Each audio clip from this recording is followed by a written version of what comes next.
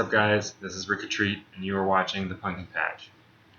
So, for any of you who have noticed, I have been sort of radio silent for a little while, since, July, I think.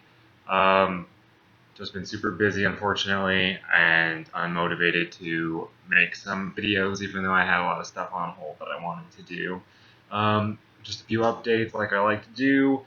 For those of you who do not know, the Writhers Ghastly Reminders EP will be dropping finally August 20th to all streaming services, including Bandcamp. I encourage all of you to please check it out. Stream it on Spotify, on Apple Music, on Bandcamp. If you can, please purchase it, share it, do all that good stuff. The physical copies for those who have already purchased the CD and the t-shirt, those should be going out, and ideally they'll be out on the 31st of this month. Unfortunately, just based on scheduling and stuff, we'll be putting out the digital release before any of the physical copies get sent out. I appreciate any of you guys who have been supporting. I have sent out the EP for review, and so far we've gotten one really cool one from House of Tortured Souls, my boy Justin, and I'm looking forward to hear the rest of them. Once you get it, once you check it out on the 20th, I encourage you to comment or message me letting me know what you guys think. Message Robert, message the band, because your support is really important to us. Aside from that, I have a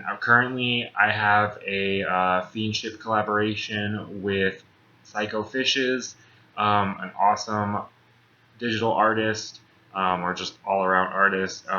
His stuff is really fucking cool. We're working on right now we have a Ghostface pin on pre-order, so if you guys are interested in that, please go and purchase it. It is on the Fiendship Co. Big Cartel page. It's only $10, and it would help us all out. Both of us are, for the lack of a better term, struggling artists, so it'd be really great if you guys supported that. It's limited to 45, and currently I think we're at 10 sold, so that means you only got 35 left to buy. Please do it. If you guys hadn't also seen, I made this one recently with Marco from Horoscopes. I'm super stoked. You might not be able to see it. I'll post a picture of it down below, but it's our boy GD. Those are all sold out. Actually, come to think of it, there may be one left at the Nothing But a Nightmare website. So if you're interested in an old school Glenn Danzig pin, and keep it on the DL that I'm the one who made it because I don't want to get in trouble, it will be at the Nothing But a Nightmare website, which I will also link below. Well, enough of that, because I don't think I have any other news for you, at least on my behalf. To check in on horror punk news, for those of you who don't know, Calabrese has been releasing songs every Friday, and they're all coming out super killer. I believe they just released their 6th track, meaning that they have 4 left until the album drops. I'm glad that I was able to pick up a CD from them, and really stoked to hear the entire thing in full. I'm also pretty stoked to go see them play in Orange County in October.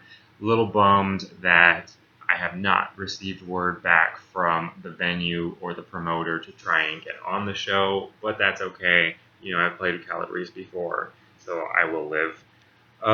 Aside from that, I know that Horror Punk Radio has been up for a few weeks now, but if you haven't checked them out, they just recently did a podcast talking about my boys 5 Cent Freak Show.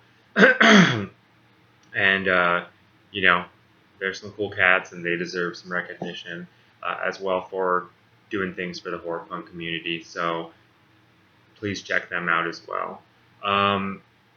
as of right now, I can't really think of much else as far as horror punk news.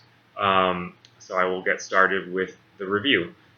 Today's review is about a band that you guys may have not have heard of, and keep this in consideration. I recognize that this may not be an album for all of you, but that is okay. I would like to think you're all pretty open-minded. This is from my boys in Proyecto Makabro, also known as Makabro. They are an LA-based horror, ska, death metal amalgamation. They're badass. I've been following them for a long time. Years before I actually got the pleasure of meeting them and playing shows with them. They're badass guys, and their music is badass as well. This album is their self-titled. It's actually, from what I've followed, it's been, several years in the making. There's been a lot. I believe, don't quote me on this, but I believe there was lineup changes, and just it took a few years to actually get to a point where they were comfortable recording. And I heard that their guitarist Graves, had these ideas and songs and stuff, and they weren't sure if they were going to do them, but they ended up doing this particular record with them. And it's definitely a little bit different than the stuff before, and I'll explain why in a second. But I do recommend this album if you're open to ska influenced horror stuff. It's definitely really fast paced overall, and very brutal in the vocals, and got a lot of cool spooky riffage over it, and keyboards, and there's a shit ton of stuff going on in these songs, and I'll break those down in a second as well. So from what I've if you know what their stuff sounds like, or you know what ska core sounds like, or even just death metal in general, typically there's sort of a lot of layers going on at once for songs that go on for a long time. That's not necessarily a negative thing, but it's definitely a notable critique that a lot of those bands kind of go on for a while, and that's okay. But there's a difference in this album from Makabro because these are very short songs, and that's why they consider this more of their punk album. There's still some ska core influences in certain songs, but it's not as abundant as their old stuff, and they definitely have. I mean, I can see that they definitely have more of a punk or power violence vibe going on throughout the album compared to their older stuff.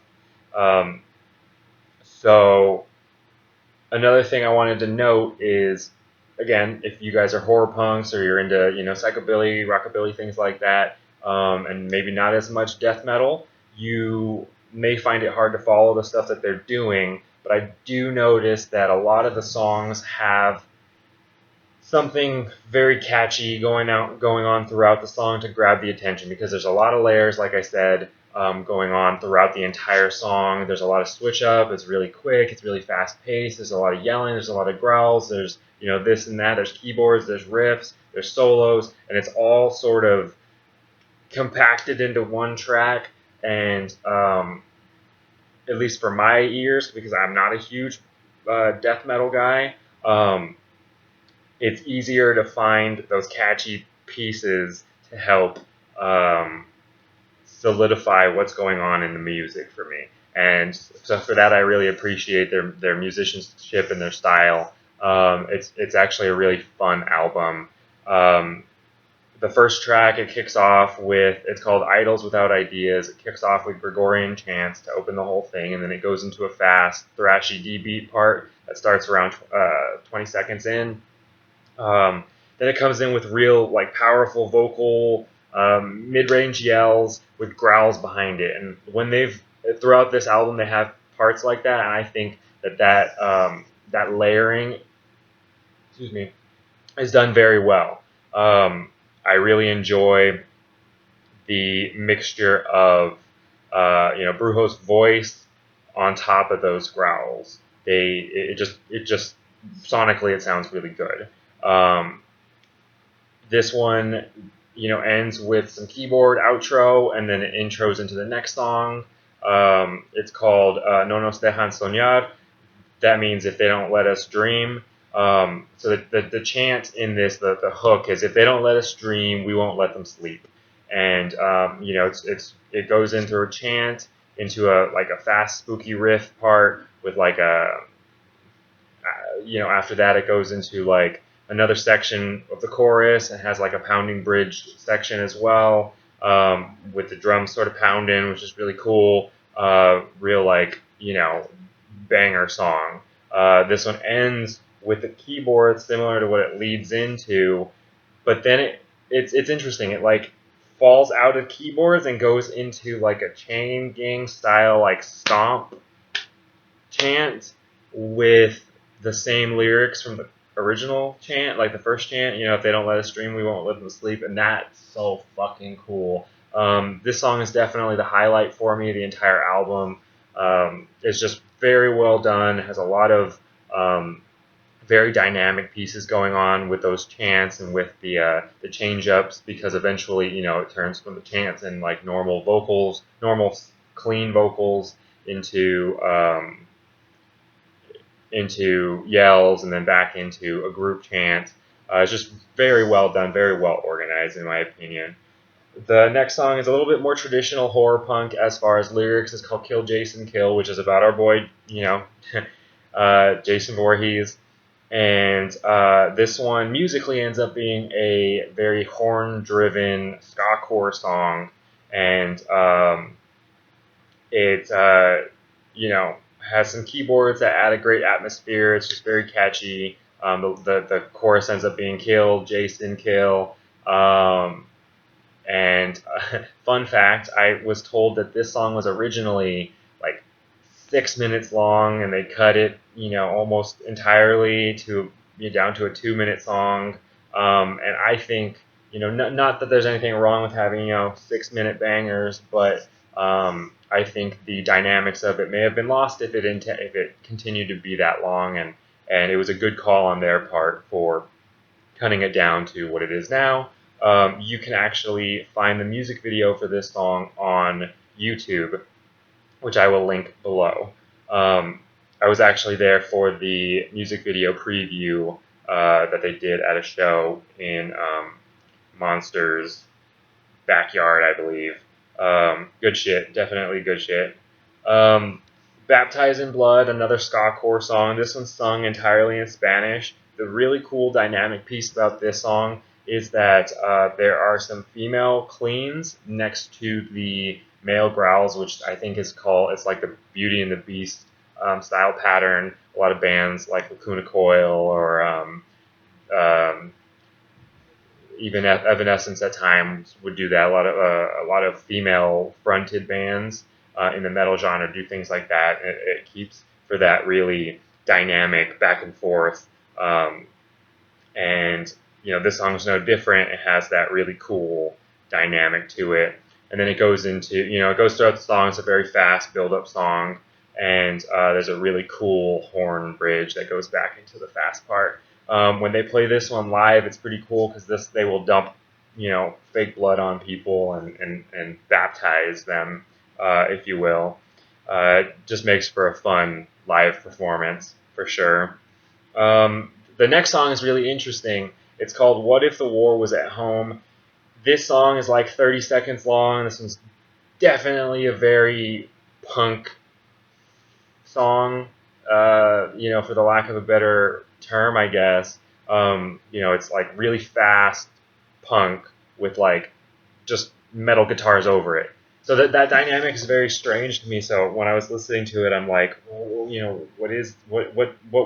could you call this? But it's just that definite, all the elements are punk in it musically. Has the regular D beat thing going on. It's just real fast. So it's I guess it's crossover. And it has, just guitar stuff. So yeah, it's 30 seconds long. It's pretty fucking cool. Valley of Death is another ska-core banger. Again, I think with all the ska-core stuff that they do, they know how to layer the horns on top of it to keep it interesting. Because, like I said, some of the stuff, there's a lot of stuff going on within these songs. There's a lot of change up. And for some people's ears, that might be hard to follow. But the horns on these songs in particular really keep it together. This one has a cool horn section or piece within the chorus. The lyrical pattern is really fun to like. It's really cool and it's like easy to follow. This one actually starts with a clip. I I don't know. It sets the mood really well for what the song is talking about. And Second Son is another fast power violence track. Leading with the clip, has like really raspy vocals that are sort of a callback to early post-hardcore, in my opinion. The whole album has, it utilizes regular mids, some growls, and some raspy, like more power violence post-hardcore yells, which is a really cool mix-up, as well as cleans, like I've said, with like female vocals and clean chants. So it's a good dynamic.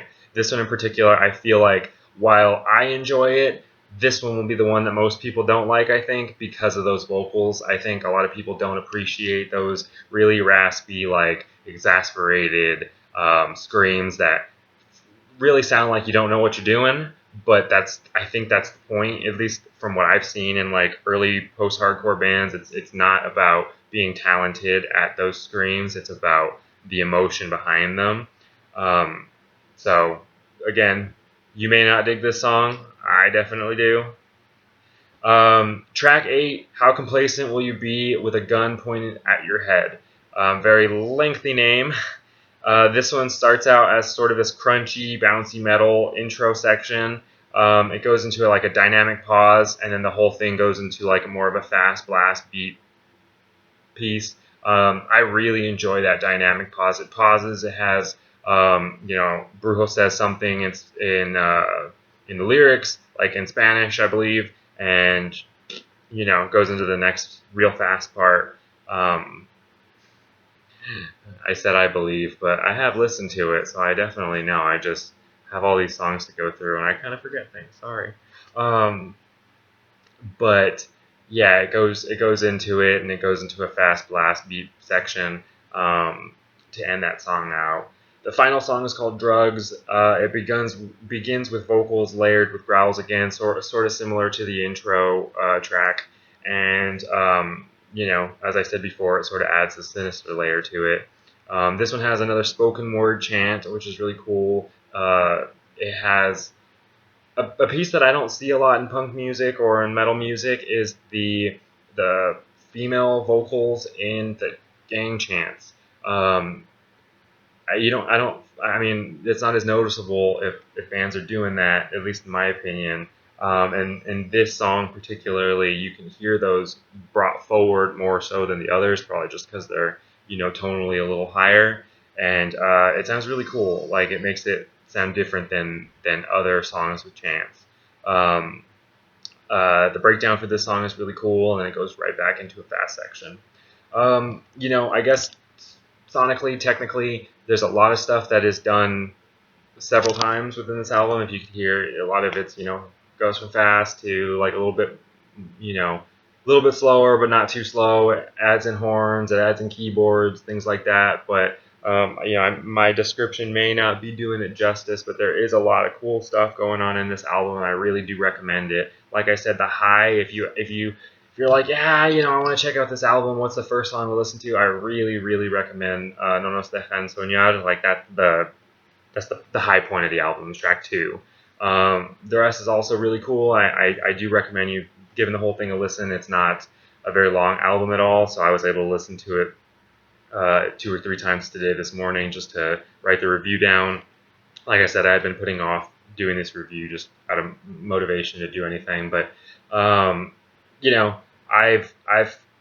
we're playing with Makabro in in San Diego on August 31st. That'll be our 3rd time playing with them. That'll be like my 4th time seeing them.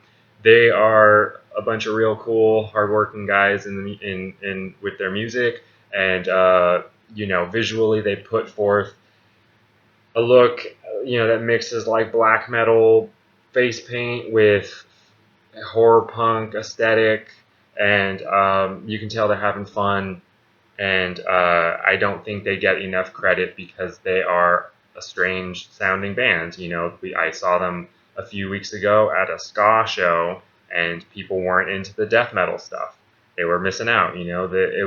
It's not the same for every.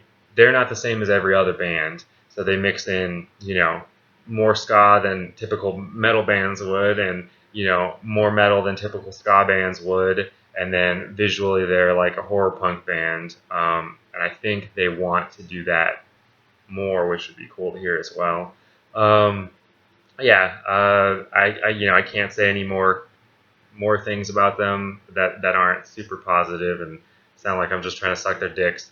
But they're good guys. They're my boys. I definitely recommend this. This album is streaming on Spotify, so if you get a chance, check it out.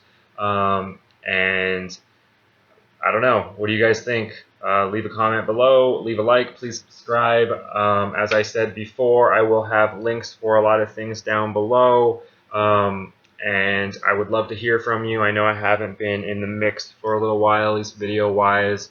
And, I'd like to know what you guys want to see me review. I will most likely be doing a short trailer or like reminder video about the Ghastly Reminders EP, which drops in 10 days on all streaming services, as I had said before. So I hope you guys have a great day, and I will see you guys soon. This has been the Pumpkin Patch, and I am Rikk. We